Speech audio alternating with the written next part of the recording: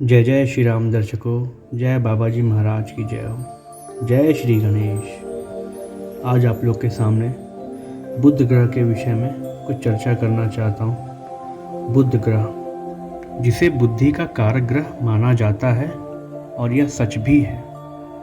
बिना बुद्धि के हम कोई कार्य सही ढंग से कर ही नहीं सकते। कोई भी विचार पहले मन में आता है, फिर जो मनुष्य होता है, जो भी जातक होता है, अपने बुद्धि के अनुसार उस कार्य को ऐसा करता है। जिसकी जितनी अच्छी बुद्धि होती है वो उतना अच्छा कार्य करता है।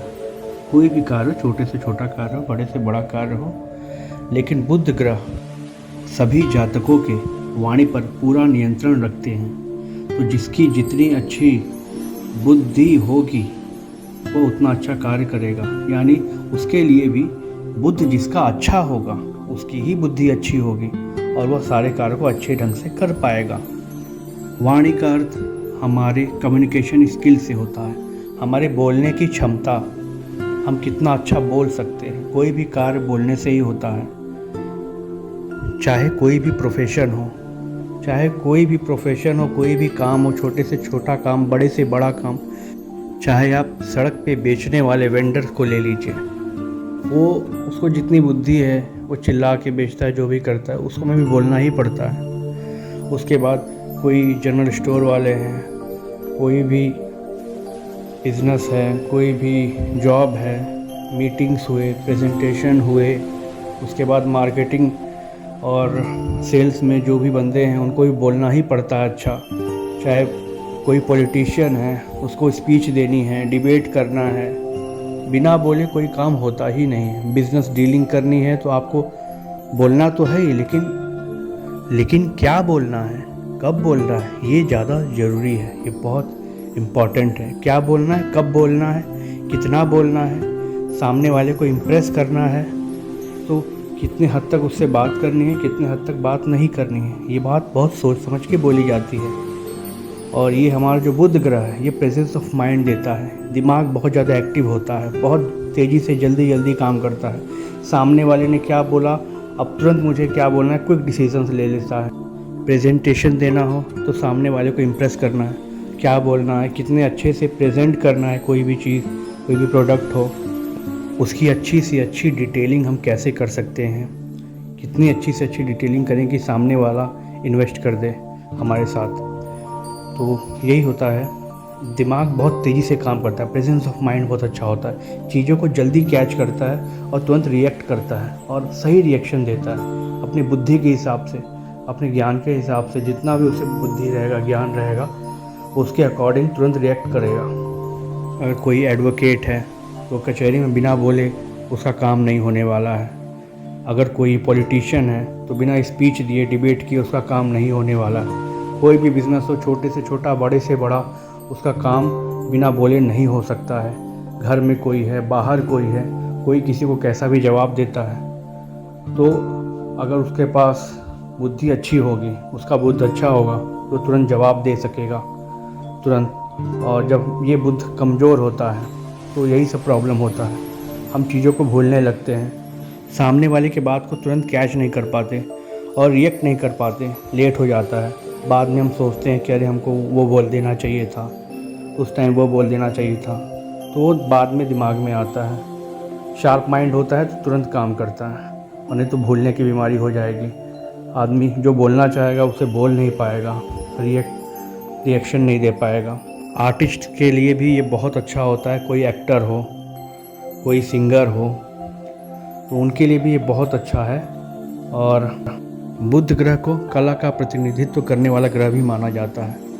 जितने भी तरह के आर्ट होते हैं, मल्टी टैलेंटेड लोग होते हैं, उनका बुध बहुत अच्छा होता है। आप देख सकते हैं उनकी कुंडली। तो बुध को ग्रहों में राजकुमार माना जाता है, इसीलिए जिसका बुध अच्छा होता है वो लग्जरी लाइफ भी जीता है, उसको कोई प्रॉब्लम नहीं होता, सुख सुविधा उसके पास होता है, बहुत ही अच्छा दिमाग होता है, सभी उससे सलाह लेते हैं। सभी तरह की लग्जरी लाइफ ये बुध देता है।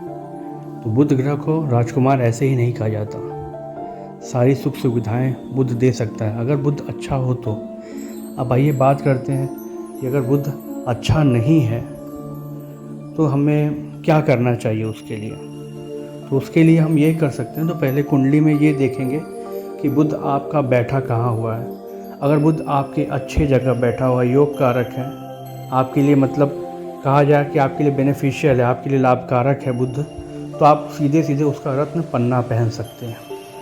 ठीक है, उसमें कोई कुछ करना नहीं, आप आराम से जैसे भी आपकी शक्ति हो उस प्रकार का पन्ना पहन लीजिए। सस्ता पन्ना रहेगा तो थोड़ी उसकी क्वालिटी कम होगी, लेकिन काम वो भी करना शुरू कर देगा, वो धीरे धीरे काम करना शुरू करेगा। और अगर आपके पास पैसा अच्छा है, बजट अच्छा है, तो आप अच्छी क्वालिटी का पन्ना भी पहन सकते हैं। ठीक है, तो ऐसा नहीं है कि सस्ता रहेगा तो काम नहीं करेगा, काम करेगा, वो अपनी क्वालिटी के हिसाब से धीरे धीरे काम करेगा, ओरिजिनल होना चाहिए बस। ठीक है, उसके बाद ये तो हो गया अगर वो आपके लिए कारक है, लाभदायक है, तब तो आपने पन्ना पहन लिया।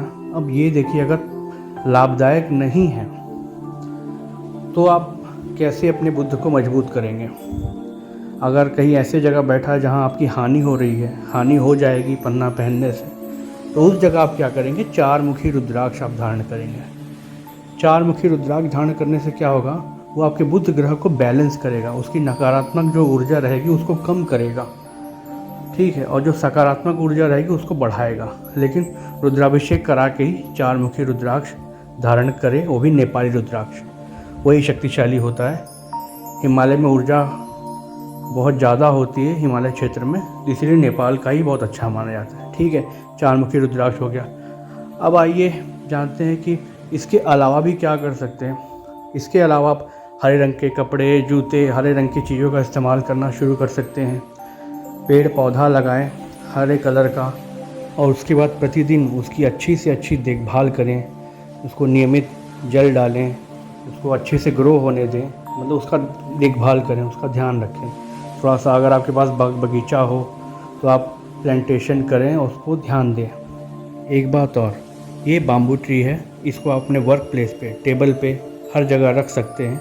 ये आपके बुध ग्रह को बढ़ाएगा भी। तो आप जो भी टेबल पे जिससे भी बात करेंगे, उसके लिए आपके एनवायरनमेंट में आसपास हरी चीज़ों का अगर प्रभाव ऐसे ज़्यादा रहेगा तो समझ लीजिए बुध से ऊर्जा कुछ ना कुछ आपको मिलती रहेगी। हरी चीज़ों का प्रयोग ज़्यादा कर दें, पहनने लगे, पहनने के लिए जो इस्तेमाल, हरे रंग का इस्तेमाल कर सकते हैं, जेब में हरे रंग का रुमाल रख सकते हैं। सबसे बड़ी और ज़रूरी बात, गणेश जी की पूजा करना शुरू कर दीजिए, उनके मंत्र का जाप करना शुरू कर दीजिए। ओम गंग गणपतये नमः, इसका प्रतिदिन 108 बार सो के उठने के बाद जाप कर सकते हैं, या नहा धो के उसके बाद पूजा करने जाएं तब उसका जाप 108 बार ज़रूर करें। सोने से पहले 108 बार जाप कर सकते हैं सोते सोते, या फिर गणेश जी को स्मरण कर सकते हैं, याद कर सकते हैं। गणेश जी को गणपति बोला जाता है, यानी सभी देवताओं की, सभी जो देवता गण हैं उनका पति इन द सेंस कि प्रमुख। सभी देवताओं में सबसे पहले पूजा इन्हीं की होती है, और इनकी पूजा से ही सारे कार्य सफल होते हैं, क्योंकि गणेश जी को ही बुद्धि का देवता माना गया है। और सभी विघ्नों को, यानी सभी बाधाओं का नाश गणेश जी करते हैं। यदि आपके काम में बाधाएं आ रही हों, राहु से आपको समस्या है, क्योंकि राहु क्या होता है, राहु बहुत काम काटते हैं, तो उसके लिए सबसे अच्छा गणेश जी ही विघ्नहर्ता के रूप में है। आप गणेश जी का जाप करना शुरू कर दीजिए, तो बुद्धि भी बढ़ेगी, बुद्ध का बल भी बढ़ेगा, और राहु की ऊर्जा भी कम रहेगी। राहु की ऊर्जा हमेशा कम होती जाएगी, तो आपका काम बनता चला जाएगा। तो आज के लिए इतना ही। तो अंत में चलते चलते मेरी वीडियो को लाइक करें, शेयर करें, सब्सक्राइब करें, और जय जय श्री राम।